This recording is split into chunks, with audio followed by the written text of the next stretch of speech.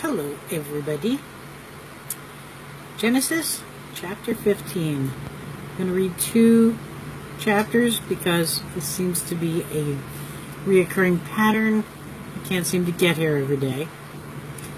So, since I missed yesterday, I'm going to read 2 chapters today. Chapter 15. After these things, the word of the Lord came to Abram in a vision, saying, "Do not be afraid, Abram. I am your shield, your exceedingly great reward." But Abram said, "Lord God, what will you give me, seeing I go childless, and the heir of my house is Eliezer of Damascus?" Then Abram said, "Look, you have given me no offspring. Indeed, one born in my house is my heir." And behold, the word of the Lord came to him, saying, "This one shall not be your heir, but one who will come from your own body shall be your heir." And then he brought him outside and said, "Look now toward heaven, and count the stars if you are able to number them." And he said to him, "So shall your descendants be." And he believed in the Lord, and he accounted it to him for righteousness. Which is something I want to stop and talk about. Not talk about, but to point out that there's really no difference between the Old Testament and the New Testament. Salvation did not come from sacrifices. Salvation has always come from believing God, trusting God, having faith in God, even all the way back to the beginning. Anyway.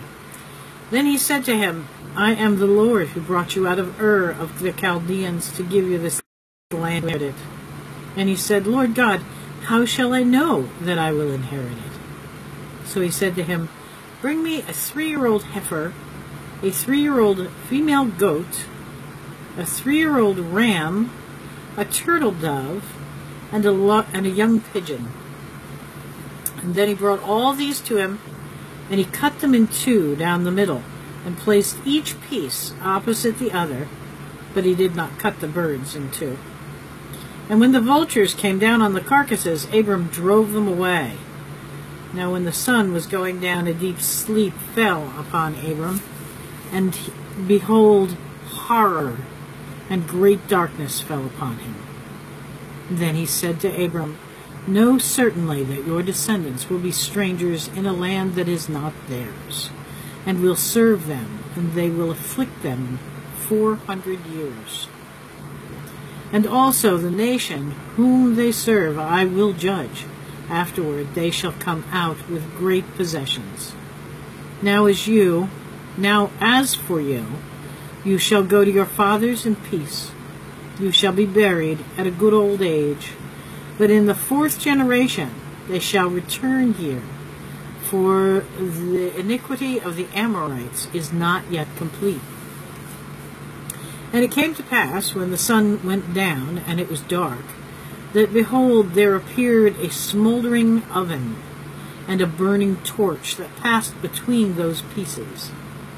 On the same day the Lord made a covenant with Abram, saying, "To your descendants I have given this land, from the river of Egypt to the great river, the river Euphrates, the Kenites, the Kenizzites, the Cadmonites, the Hittites, the Perizzites, the Rephaim, the Amorites, the Canaanites, the Girgashites, and the Jebusites." That's really interesting, because that's like the end of the sentence. What about them? You have to look at that. Alright, Genesis chapter 16. Now Sarai, Abram's wife, had borne him no children, and she had an Egyptian maidservant, whose name was Hagar.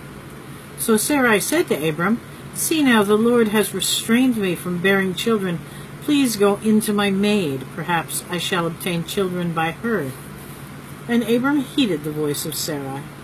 Then Sarai, Abram's wife, took Hagar her maid, the Egyptian, and gave her to her husband, Abram, to be his wife, after Abram had dwelt 10 years in the land of Canaan.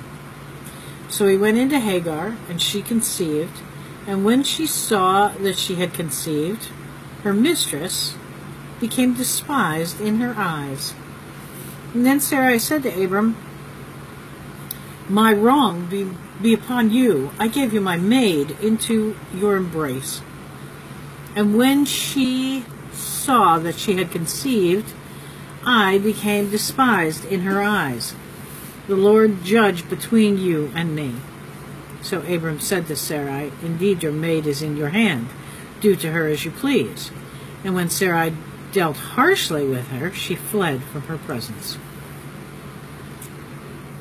This really is not... This is one of those stories where it's like, doesn't seem to be a lot of justice going on here, but it's the story. I'm going to move this so I can have a little bit better light on what I'm reading.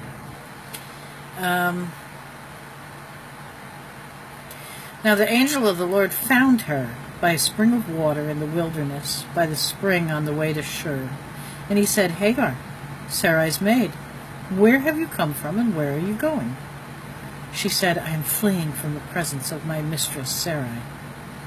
The angel of the Lord said to her, "Return to your mistress and submit yourself under her hand." And then the angel of the Lord said to her, "I will multiply your descendants exceedingly, so that they shall not be counted for multitude." And the angel of the Lord said to her, "Behold, you are with child, and you shall bear a son. You shall call his name Ishmael, because the Lord has heard your affliction. He shall be a wild man. His hand shall be against every man, and every man's hand against him, and he shall dwell in the presence of all his brethren." And then she called on the name of the Lord who spoke to her. "You are the God who sees." For she said, Have I also here seen him who sees me?" Therefore the well was called Bir Lahai-roi. I want to say that again. Bir Lahai-roi. Observe, it is between Kadesh and Bered. So Hagar bore Abram a son, and Abram named his son, whom Hagar bore, Ishmael. Abram was 86 years old when Hagar bore Ishmael to Abram. And that is apparently the end of chapter 16. So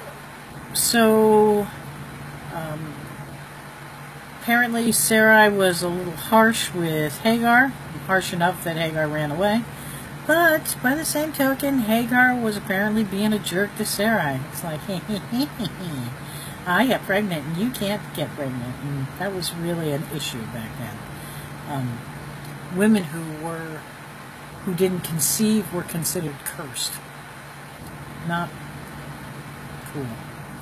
Anyway, that's it for today. See you tomorrow, hopefully. Take care. Bye.